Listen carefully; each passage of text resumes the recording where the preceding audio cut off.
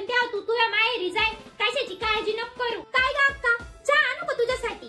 नाही नाही, ताई नाही पिणार चहा. अगं आमचे जावई बापू ते तिला म्हणत्या का चहा नको पीत जाऊ, आपलं ते ग्रीन टी ब्लॅक टी का काय असतं ना ते पीत जाय.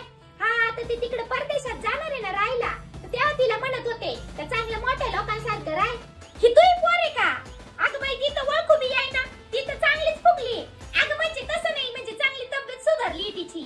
नाही नाही, अगं माझी ताई नाही बाई, आमच्या जावई बापू आहे ना, त्यांनी तिला ते जिम आणि ते लावले ना, ती ते जिम करीती योगा करीती. जावई बापू आहे ना चांगलं तिला परफेक्ट ठेवी त्या. काय हे लुगडं चांगलंय का?